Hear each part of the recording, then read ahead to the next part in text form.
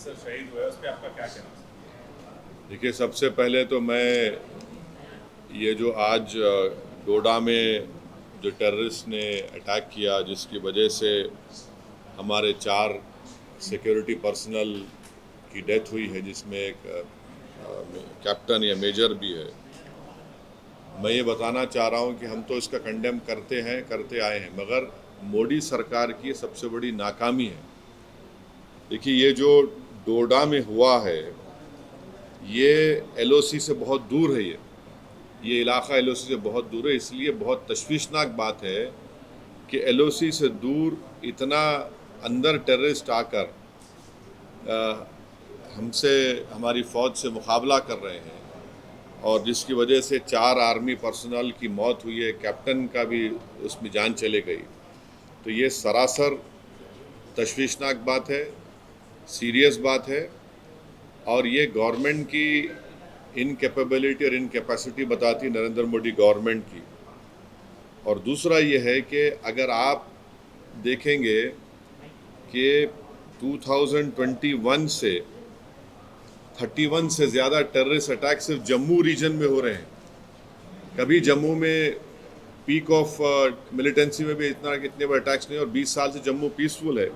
तो ये रजौरी, पूंछ, कठुआ सेक्टर में तमाम चीज़ें हो रही हैं, और इसमें अब तक 48 के करीब सिक्योरिटी फोर्सेस हमारे मारे गए, 19 सिविलियन है और 48 टेररिस्ट की डेथ हुई है। एक ये बता रहा है कि कोई इंफॉर्मेशन शेयरिंग का सिस्टम ही नहीं है। अगर ये गवर्नमेंट, इंडिया के जो एक्स एम्बेसडर पाकिस्तान के अजय बिसारा है, उनकी किताब पढ़ेंगे एंगर मैनेजमेंट, जिसमें उन्होंने लिखा कि अल-कायदा श्रीनगर में एक बहुत बड़ा टेररिस्ट अटैक करना चाह रही थी।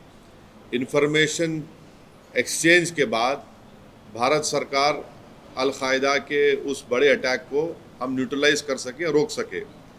तीसरी बात यह कि लोकल से कोई कांटेक्ट नहीं है, स्पेशली नौजवानों से। चौथी बात यह है कि नरेंद्र मोदी बोल रहे कि 370 के बाद सब खत्म हो गया। क्या ख़त्म हुआ 370 के बाद?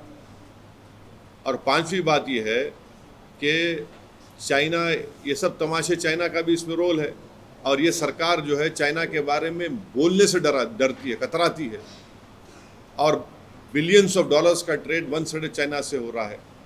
तो हम इसका कंडेम करते हैं, मगर इसकी पूरी जिम्मेदारी नरेंद्र मोदी गवर्नमेंट पे आती है। और इलेक्शन, पार्लियामेंट इलेक्शन के दौरान जो नरेंद्र मोदी बड़ा बात कर रहे थे, बड़ी बात कर रहे थे, हम घर में घुस के मारे, क्या हो रहा है फिर ये?